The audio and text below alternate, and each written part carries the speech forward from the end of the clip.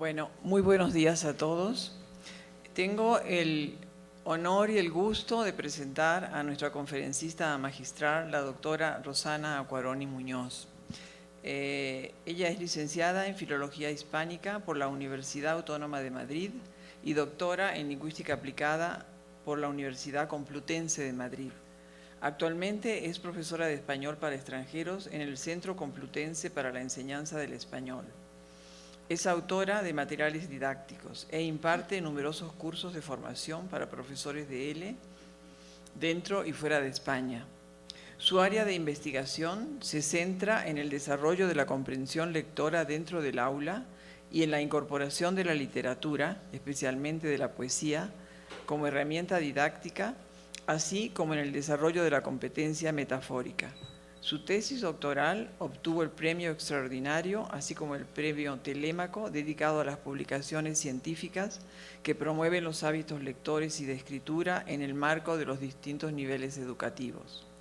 Como poeta tiene 6 libros publicados: Del mar bajo los puentes, con el que obtuvo el premio Adonais de poesía; El jardín navegable, escrito con una beca para la creación literaria otorgada por el Ministerio de Cultura; Cartografía sin mundo, que recibió el premio de poesía Cáceres Patrimonio Mundial; Lámparas de arena, Discordia de los dóciles y La casa grande. Es su última publicación del año 2018. Sus poemas aparecen recogidos en diferentes antologías, entre las que destacan Ellas tienen la palabra, En legítima defensa, poetas en tiempos de crisis; Disidentes, antología de poetas críticos españoles; y Traslúcidas, poesía escrita por mujeres, publicada por Bartley Editores. Sus poemas han sido traducidos al francés, al árabe y al alemán. Destaca la antología bilingüe Rosana Acquaroni, Sombras y Paraísos, que incluye además reproducciones de sus grabados. Cedo entonces la palabra a la doctora Acquaroni, que nos va a hacer una presentación que lleva por título La cajera, el poeta y la cabaña que habito, resonancias de poema en el aula de L. Muchísimas gracias, Beatriz. Buenos días a todos. Gracias, por supuesto, por esta invitación. Realmente estar en México es un sueño cumplido. Es maravilloso. Amenazo con volver, no sé cómo, pero volveré. Muchísimas gracias al director del CEPE, Roberto Castañón, y especialmente muchas gracias a Beatriz y a Maribel Carmona, que han sido tan generosas y han estado siempre ahí para todo lo que necesitaba. La presentación se inicia, mi conferencia se va a iniciar con la proyección de un vídeo, y después de este pequeño vídeo empezará lo que es la conferencia en sí misma. Así que empezamos.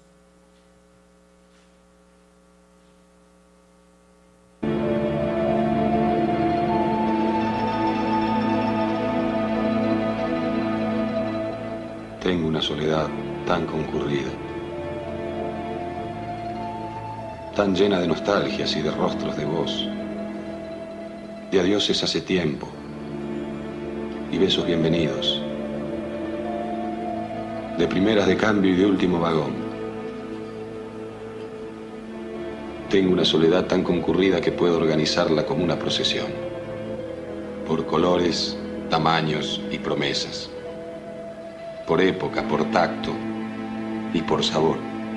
Sin un temblor de más me abrazo a tus ausencias, que asisten y me asisten con mi rostro de voz. Estoy lleno de sombras, de noches y deseos, de risas y alguna maldición. Mis huéspedes concurren como sueños, con sus rencores nuevos, su falta de candor. Yo les pongo una escoba tras la puerta, porque quiero estar solo con mi rostro de voz. Pero el rostro de vos mira a otra parte, con sus ojos de amor que ya no aman, como víveres que buscan a su hambre, miran y apagan mi jornada. Las paredes se van, queda la noche. Las nostalgias se van, no queda nada. Ya mi rostro de voz cierra los ojos. Y es una soledad tan desolada.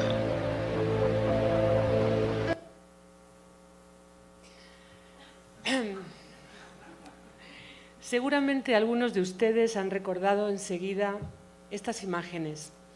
Pertenecen a la película argentina El lado oscuro del corazón, estrenada en 1992 y dirigida por Eliseo Subiela.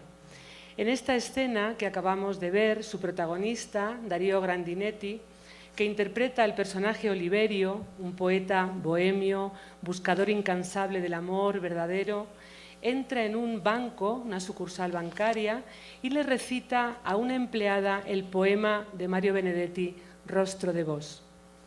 Lo que pretendo con esta manera un tanto inusual de comenzar es suscitar entre ustedes una primera reflexión sobre cuál debería ser el papel, el valor de la poesía en el aula de ELE. Pero volvamos a la película. Si analizamos el contexto situacional, sociocultural en el que se desarrolla la escena, es decir, el conjunto de circunstancias en que se emite el mensaje, lugar, tiempo, expectativas del receptor, reconoceremos que existe una clara incongruencia entre la situación comunicativa y el género discursivo elegido por Oliverio para transmitir su mensaje. La poesía es el arte de la palabra por oposición a los usos funcionales del lenguaje. Tiene la propiedad de recuperar la materialidad del lenguaje y comunicar también la propia lengua, convirtiéndola en perdurable. Recitar un poema de Benedetti en una sucursal bancaria para declararse a una de sus empleadas es casi un delito, mayor que cometer un atraco. Sin embargo, es precisamente en esa inadecuación de donde surge la perplejidad, el asombro, la que desencadena la emoción, no solo de la empleada, que seguramente esperaría escuchar algunos enunciados rutinarios, tales como «buenos días, quiero ingresar una cantidad» o «vengo a pagar este recibo», sino también de cada espectador. Las palabras de Benedetti, en lugar de apagarse, de diluirse, quedan remarcadas y amplifican su sentido. Nosotros, como profesores de español como lengua extranjera, podemos quedarnos con esa primera impresión, la de la incongruencia, inadecuación, y seguir teniendo la sensación de que el poema irrumpe en el aula como si se tratara de una vaca en una cacharrería. No sé si se dice así aquí en México, en España también se dice como un elefante en una cacharrería, ¿no? Como lo hace un poeta enamorado en una sucursal bancaria, podríamos decir también. O bien ir más allá y pensar que la poesía, puede llegar a adquirir una destacada resonancia comunicativa cuando es incorporada como material didáctico en nuestras aulas. Lejos quedaron aquellos primeros manuales de corte nocional funcional, publicados en España, por ejemplo, durante la primera década de los años 80, donde los textos poéticos aparecían relegados a una única sección fija, cajón desastre, que servía de broche cultural para el cierre de la unidad y sin ninguna instrucción o tarea explícita que llevar a cabo. Textos literarios como, por ejemplo, este de Neruda, que eran elegidos fundamentalmente según un criterio editorial o temático, donde se selecciona el poema, en este caso de Neruda, porque incluye algunas estructuras que responden a las funciones que se van a trabajar en la unidad, dar información personal, saludar, despedirse, etc., pero que por otra parte no renuncia a la dimensión sociocultural y literaria que emana del texto, llegando a sugerir al profesor que trabaje aspectos inadecuados para un nivel inicial A1, como pueden ver en este pequeño extracto de la guía didáctica, donde se sugiere al profesor, imagínense, nada menos que proporcione información sobre Pablo Neruda, su vinculación a la historia chilena, etcétera, etcétera, cuando estamos hablando de un nivel de dominio A1, donde realmente sería imposible o por ejemplo se le incita al profesor a que anime a los estudiantes a una discusión sobre la concepción de la tarea poética. Comprendo perfectamente que el profesor, llegado a este punto, pasara a la unidad siguiente y no trabajara la poesía o la literatura. Textos literarios que, como por ejemplo, afortunadamente a partir de la década de los 90, hemos asistido a un proceso de paulatina normalización en cuanto a la utilización de la literatura en general y de la poesía en particular en el aula de L, que parte de una concepción mucho más razonable de la literatura en general y de la poesía en particular.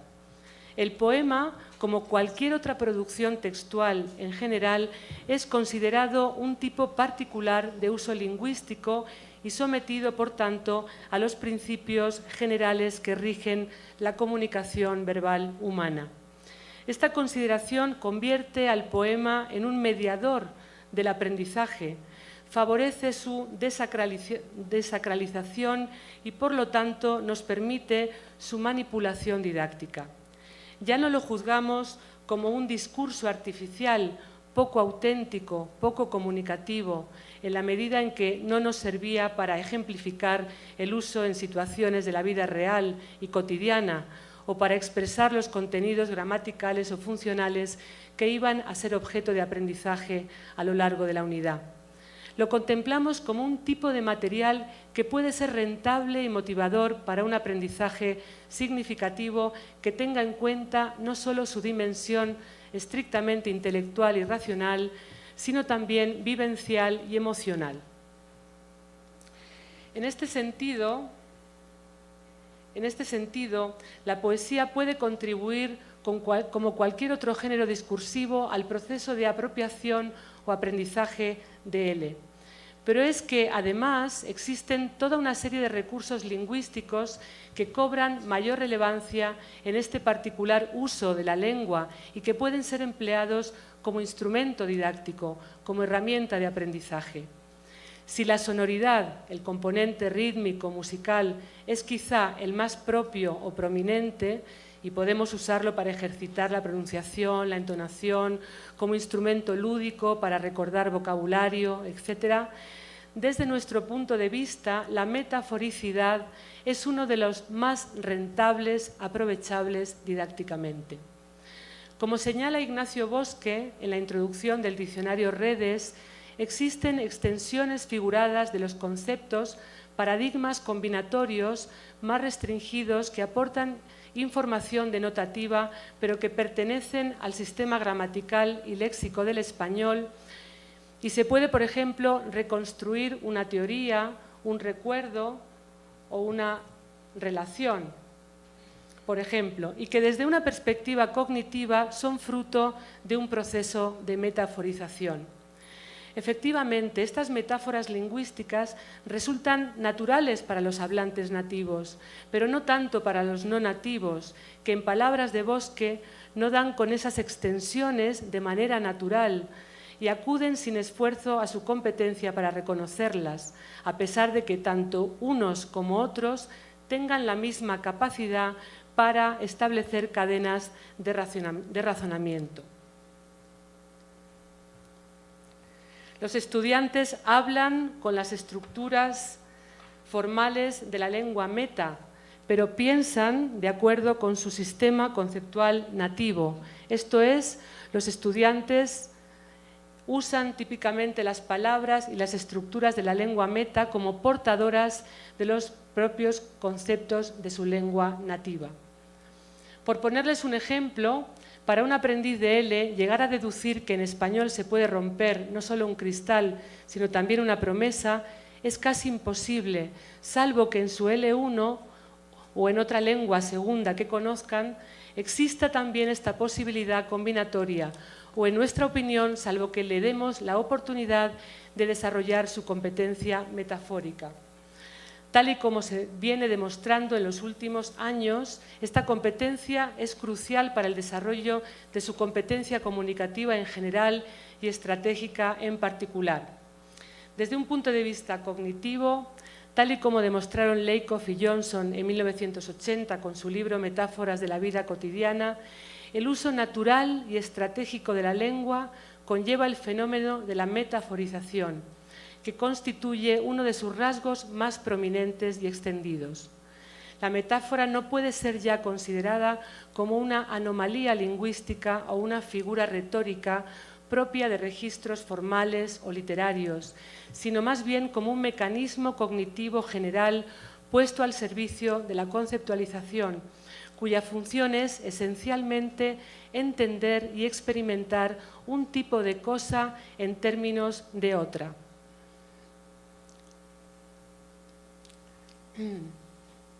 Reconocer que nos encontramos en un callejón sin salida o en una encrucijada, sentir que hemos perdido el rumbo, percibir nuestra vida como llena de obstáculos o simplemente expresar el deseo de alcanzar determinada meta, es comprender nuestra existencia en términos de viaje, de camino. Todas estas expresiones metafóricas se organizan en torno a una única metáfora conceptual, subyacente. La vida es un viaje, común a otras muchas lenguas. El número de expresiones metafóricas que se pueden generar a partir de una misma metáfora conceptual es potencialmente infinito. Así se refleja en la creación poética. El tema del viaje como camino existencial aparece desde en Jorge Manrique, con las coplas por la muerte de su padre, hasta Antonio Machado o Carmen Martín Gaite en un poema memorable titulado Callejón sin salida, así como de otras latitudes como Robert Frost con The Road No Taken o Constantino Cavafis con su gran poema Ítaca, por citar solo algunos ejemplos. Nuestra experiencia como profesores de L nos demuestra que en general los aprendices de segundas lenguas tienden a evitar la dimensión metafórica de la lengua que aprenden, inclinándose hacia una antinatural literalidad discursiva, quizá porque se sientan más inseguros o simplemente porque nosotros, docentes, no hemos sido capaces de ejercitarlos adecuadamente en una dirección tal y como apunta Marcel Danesi, porque ha sido en la dimensión literal donde siempre se ha centrado el enfoque pedagógico. Veamos un ejemplo. Durante una actividad de vocabulario, ante la pregunta ¿qué significa esparadrapo en español?, una estudiante australiana lo explicó de la siguiente manera. El esparadrapo es un trozo de material que se usa para rebozar un golpe. Por ejemplo, si te caes cuando estás montando en bicicleta y entonces tienes un golpe al mano, te duele muy fuerte, entonces está muy bien rebozarlo inmediatamente con un esparadrapo. Se trata de un uso estratégico de compensación. Ante la existencia de un vacío léxico en el conocimiento de la lengua meta, nuestra alumna analiza inconscientemente los rasgos semánticos, análisis del concepto, que caracterizan aquello que pretende comunicar y opta por emplear una palabra ya disponible o adquirida, rebozar, que se aproxima al significado que necesita, cubrir, tapar, al compartir con esta algunos de sus rasgos. Sin embargo, la palabra elegida no encaja en el contexto lingüístico discursivo en el que se integra, ya que se trata de un término propio del lenguaje gastronómico y no está registrado como posibilidad combinatoria, rebozar un golpe. A pesar de esta inadecuación, nuestra alumna ha conseguido su objetivo comunicativo, seguir adelante y expresar más o menos lo que quería decir, sin poner en peligro la inteligibilidad del mensaje. No hace falta recordar la importancia que tiene para nosotros el error, entendido como manifestación de la actividad de procesos de aprendizaje y no como fallo de los mismos, y la conexión con el concepto de interlengua, como un sistema en evolución permanente que refleja el dominio que el discente tiene en cada momento de la nueva lengua que está adquiriendo y que no es una sucesión de copias imperfectas del sistema de esa lengua, sino una sucesión de sistemas con sus propias reglas. Desde un punto de vista didáctico, este error de aproximación es muy valioso porque constituye un gran avance para nuestros alumnos en su proceso de aprendizaje y adquisición de la lengua meta, y traza un paralelismo entre los mecanismos encaminados a conseguir un efecto poético en el uso de la lengua por parte de los hablantes nativos y los que conducen a un error o producción anómala por parte de un aprendiz de L. Pensemos que dar la oportunidad a nuestros estudiantes de cometer estas imprecisiones, de entrenarse en la aplicación de sus redes conceptuales, de su imaginario personal, es esencial para desarrollar su capacidad comunicativa y que la poesía puede constituir una buena herramienta de trabajo para este fin. Este texto que produjo una estudiante francesa después de un curso intensivo en la Complutense, en la universidad de la que yo vengo, en el típico examen final en el que se le preguntaba se le pedía que explicara cómo había sido su experiencia en España, no hubiera sido posible sin un cierto entrenamiento y ejercitación y un cierto desarrollo en la competencia metafórica, ¿no? Lo voy a leer porque quizá la letra no se entiende bien. Mañana por la tarde volveré a mi país dejando detrás de mí una de las experiencias más fantásticas de todas las que he vivido hasta ahora.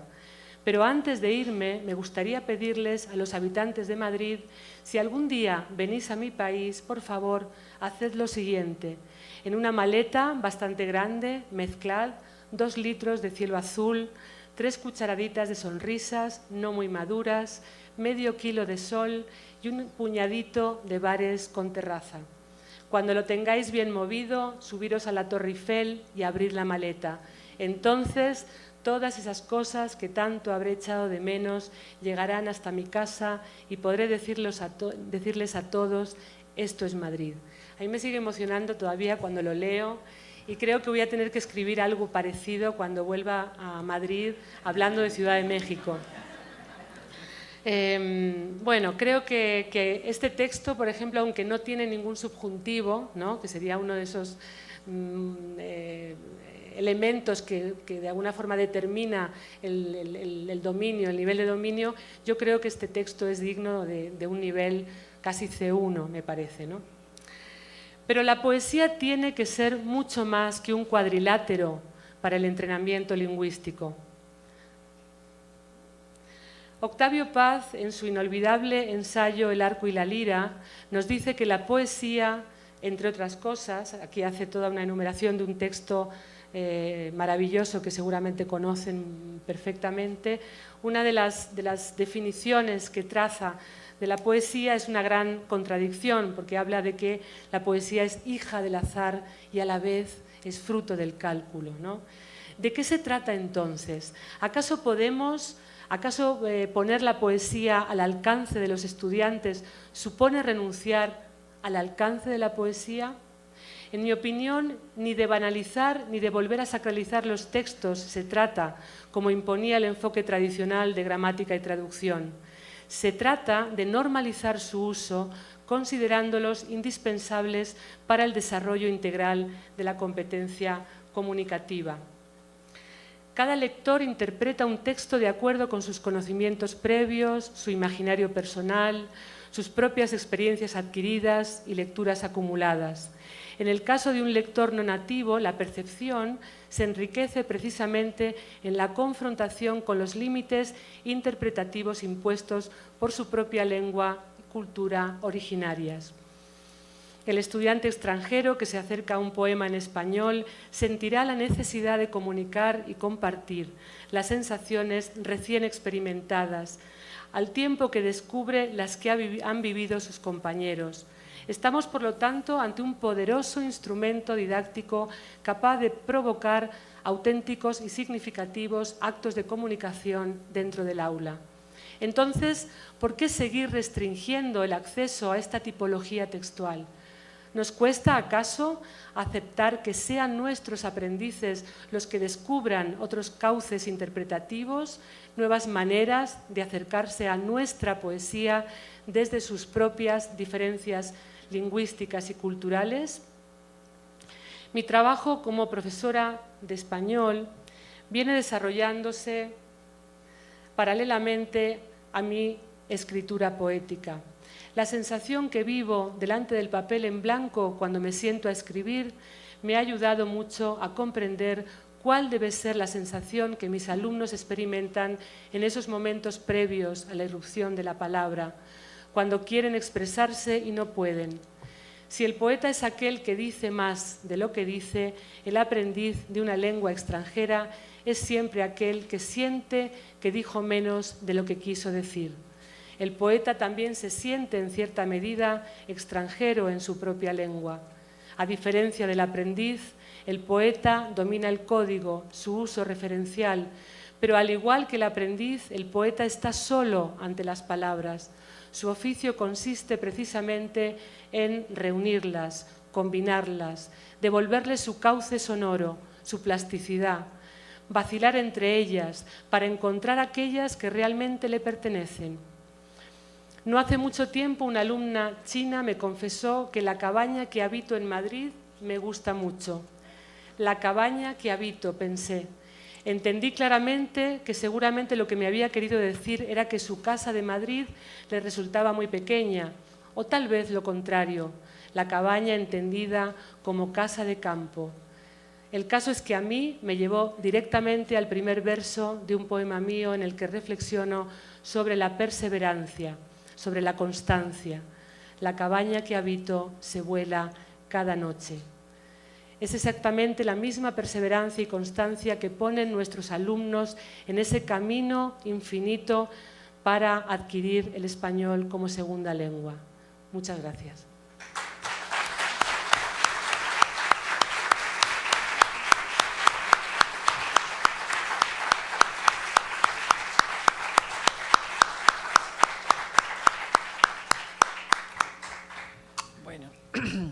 Muchas gracias a la doctora Acquaroni por su presentación. Vamos a dedicar unos minutos a preguntas. ¿Sí? Muy bien. Gustavo, ¿sí? Sí, pues, ante todo, muchas felicitaciones por esta estupenda invitación a recuperar el gusto por la poesía y el saber hacer las clases. Entonces, a mí me gustaría saber, de acuerdo con su experiencia, ¿cuáles podrían ser algunas recomendaciones para la selección del contenido? Bueno, realmente es una pregunta muy amplia y difícil de contestar rápidamente, pero creo que uno de los aspectos que tendríamos que tener más claro, y por lo menos que yo reivindico, es el hecho de que no podemos confundir nuestro ámbito de trabajo y nuestra tarea, cuyo objetivo máximo es que el estudiante adquiera una segunda lengua, en este caso el español, como lengua extranjera. No podemos confundirlo con otro tipo de instrucciones docentes y didácticas, ¿no? y convertir el texto, ¿no?, en algo excesivamente sacralizado y hacer una especie de comentario de texto en clase. Cuando llevemos un poema a clase, tenemos que tener claro que el poema es un instrumento de trabajo muy peculiar, con unas características muy peculiares que podemos traducir didácticamente, que son únicas, que no son compartidas con otro tipo de tipología textual, la sonoridad, la brevedad, el tema de la competencia metafórica, del lenguaje figurado, la universalidad, porque en realidad los temas de la poesía son comunes a casi todas las culturas, ¿no? Entonces, teniendo esto en cuenta, podemos normalizar su uso y trabajarlo manipulando determinados aspectos, pudiendo traer simplemente un fragmento del poema, no sintiendo la obligación de tener que hablar interminablemente del poeta, de su estilo, de la época, porque ese no es nuestro cometido ni nuestro trabajo. La poesía la traemos al aula para otros objetivos, también para el goce estético, ¿no? Y para acercarle al estudiante la posibilidad de que disfrute desde otra dimensión de esa lengua que aprende. Entonces, para motivarlo, desde luego, tenemos que abandonar un poco ese camino que lo tenemos tan inoculado, porque nuestra instrucción personal, ¿no? En nuestra tradición académica está absolutamente incorporado, que es el del comentario de texto, etc. Para mí ese sería el primer requisito.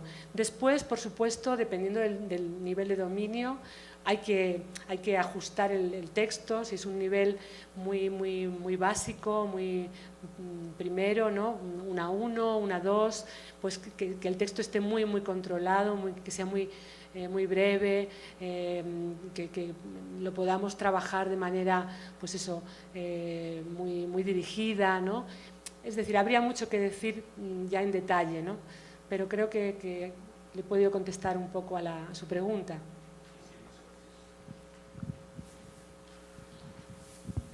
De nuevo, gracias, Rosana. Has sido muy clara en tus conceptos. Yo quisiera preguntarte si haces distinción entre el lenguaje figurado y el valor artístico poético de la metáfora. Y bueno, la otra cuestión también, que es una gran beta, todo este excedente de sentido que la metáfora produce, ¿no? Y que en el análisis de la literatura pues da para mucho, digamos, para que el alumno pueda opinar, comentar el texto, criticar, analizar, ¿no? Hay como diferentes niveles también de interpretación del poema, ¿no? Entonces, eso sería un poco lo que te quisiera preguntar. Bueno, muchas gracias a ti, Horacio. Bueno, evidentemente los niveles de apropiación de un texto poético son infinitos, pero también entre los lectores nativos. Es decir, incluso os habrá pasado, y ahora os tuteo porque siento mayor cercanía ya, os habrá pasado de leer de pronto un texto literario, un poema, una novela, cuando no sé, en una edad muy temprana, y haber repetido esa lectura 20 años después y haberla percibido de manera diferente, ¿no? Esa es la gran enseñanza de lo literario, ¿no? Esa gran posibilidad, esa manera de ser leído de manera muy rica, ¿no? Bueno, pues teniendo en cuenta esto, evidentemente el sentido figurado estricto del lenguaje no es exactamente a lo que llamamos la dimensión estética o creativa, ¿no? De hecho, creo que he intentado reflejar en la conferencia cómo desde la lingüística cognitiva se reinterpreta el valor de lo metafórico y se convierte en algo comunicativo, en una gran herramienta de conceptualización. Y en muchas lenguas conceptualizamos, por ejemplo, la vida en términos de viaje, y esto es común a muchas lenguas. Y esto no tiene nada de literario, simplemente es un recurso de comunicación, ¿no? Tan importante y tan marcado, ¿no? Ayer hablábamos en el taller, ¿no? de cuestiones y de restricciones tan claras como que, por ejemplo, yo no conozco ninguna lengua en la que se puede encontrar la expresión «doy saltos de tristeza». Y esto tiene una explicación cognitiva, es decir, el movimiento de la tristeza es un movimiento hacia abajo. Y esta corporización de esta sensación y de esta experiencia vital se ve reflejada en la lengua, pero no solo en el español, en cualquier otra lengua, en alemán, en francés. Entonces, fijaos hasta qué punto es importante incorporar en nuestras clases el valor de lo metafórico y el trabajo de la competencia metafórica. En la dimensión ya poética sería como un escalón más, pero nosotros podemos de alguna forma no rebajar, pero sí tomar la poesía como un tipo de material que está muy cargado desde el punto de vista metafórico y que por lo tanto nos puede servir de herramienta para desarrollar esta competencia en los estudiantes, ¿no? También es muy importante no perder de vista el objetivo de que disfruten con la literatura, ¿no? Es decir, desde su cultura. ¿Y cómo podemos hacer esto? Pues, por ejemplo, en las unidades didácticas que construyamos, ¿no? que hagamos, a lo mejor toda la parte de prelectura tiene que ser más amplia, ¿no? Y a lo mejor el poema tiene que estar al final, no al principio, tiene que ser como el regalo final. Y trabajar todas las dificultades en distintas actividades de prelectura, para que el momento de la irrupción del poema en el aula, tanto de forma oral, en audio, como leído, sea realmente una experiencia estética, ¿no? y inolvidable. ¿no? De hecho, también la potencialidad del lenguaje también está, digamos, también en otra parte más popular que son los refranes y los proverbios, ¿no?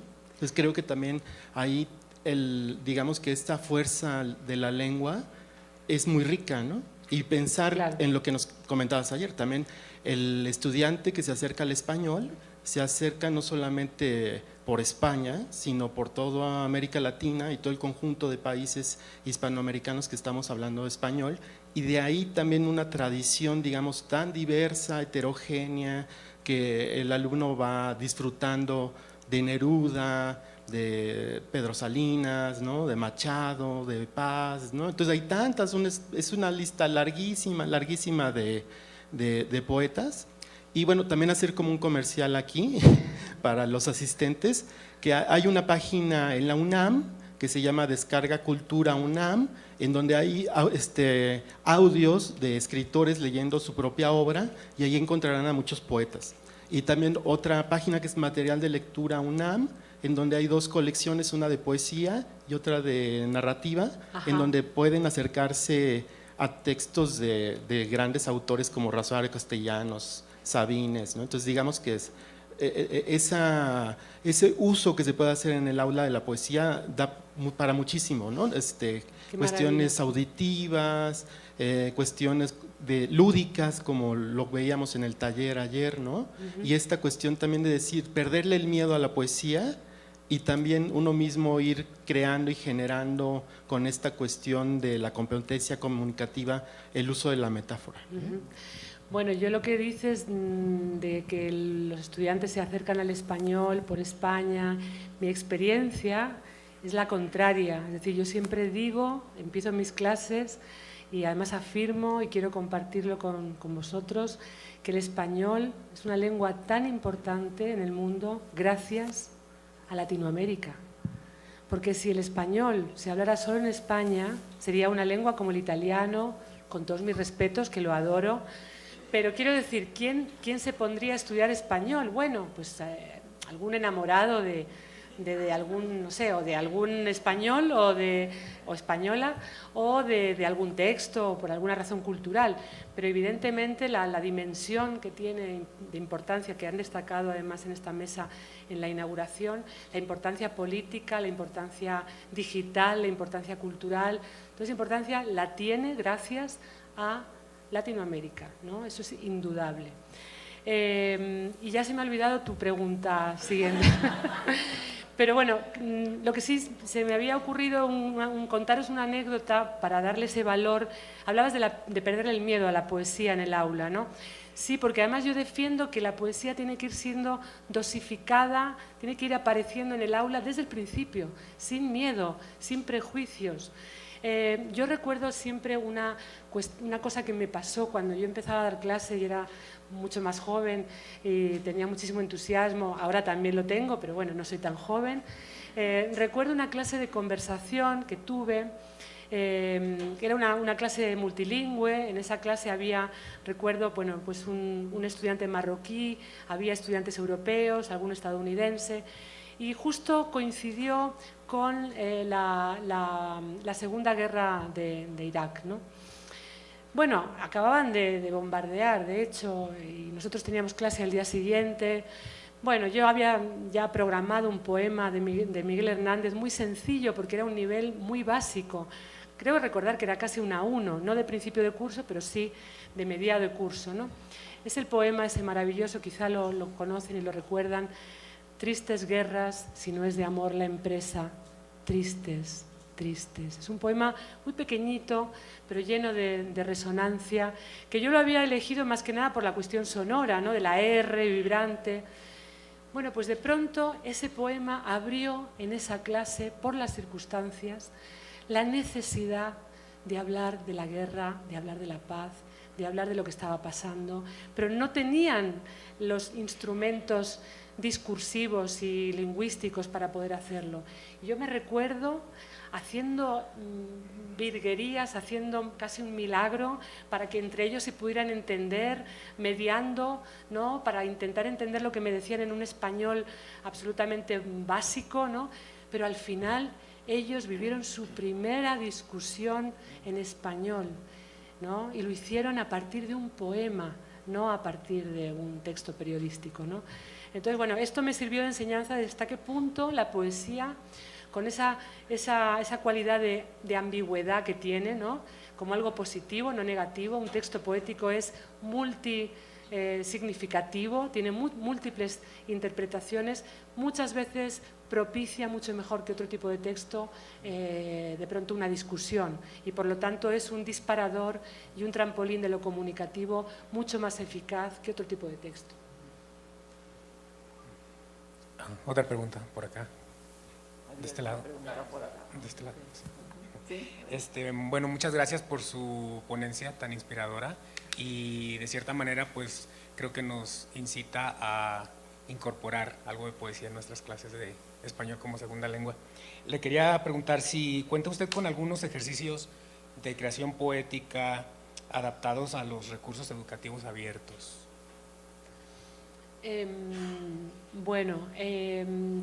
Sería complicado ahora poner ejemplos muy concretos, tendría que saber objetivos, circunstancia, nivel.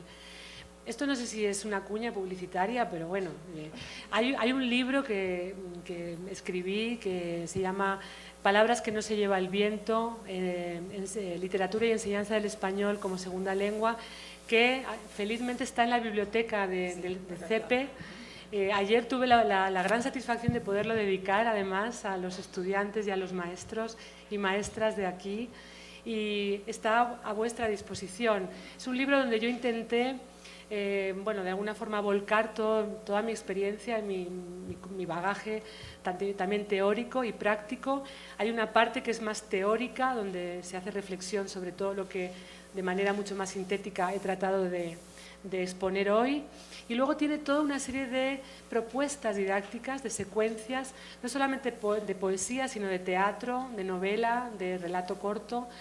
Además, intenté ser muy respetuosa con los equilibrios, y vais a encontrar que los autores está bastante equilibrado entre hombres y mujeres. Creo que ya es hora de que entremos en el canon, de que las mujeres, autores muy consagrados, está Octavio Paz, está Miguel Hernández, está Lorca, por supuesto, pero también quise que estuvieran autores menos conocidos y, por supuesto, Latinoamérica y España también en equilibrio, ¿no? Entonces, os invito a que lo manejéis o lo consultéis, porque ahí quizá encontréis esas ideas que me pedías, ¿no? Bueno, para una sola pregunta, tiempo para una sola pregunta. Sí, adelante. Sí.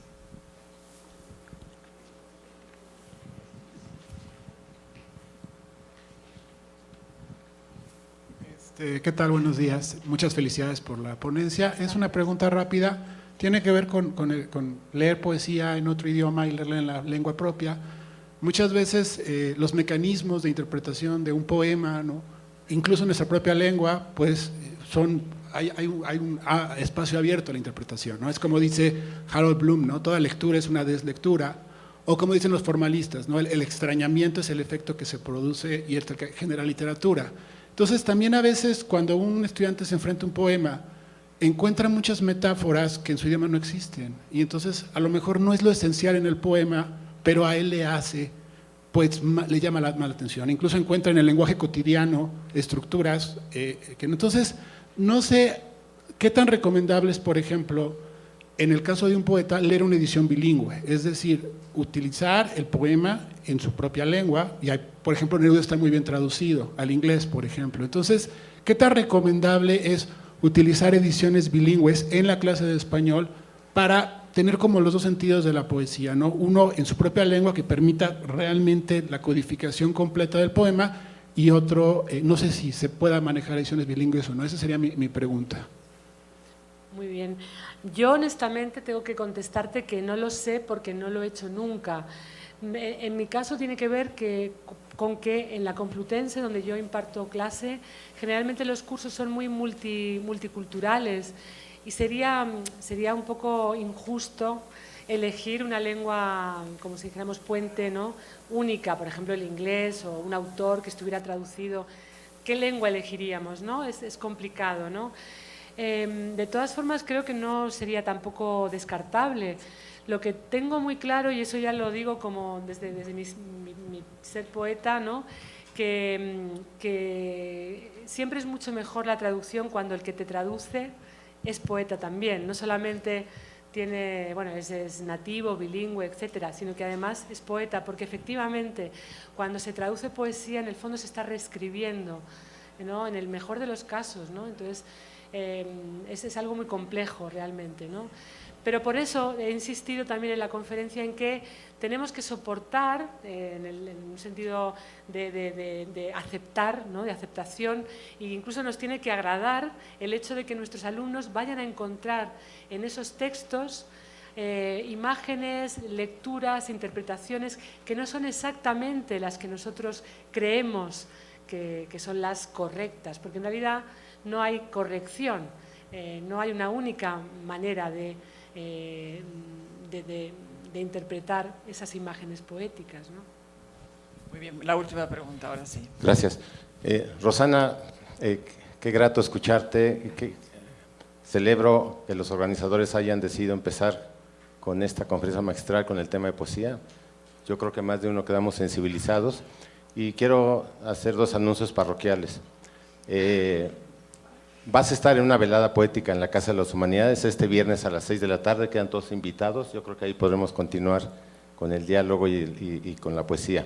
Y segundo, solo comentar que en el CEPE tenemos un profesor de literatura, César Cañedo, que recientemente ganó el Premio Bellas Artes de Poesía Aguascalientes 2019, que valdría la pena revisar su material y poderlo lo conozco, utilizar en clase.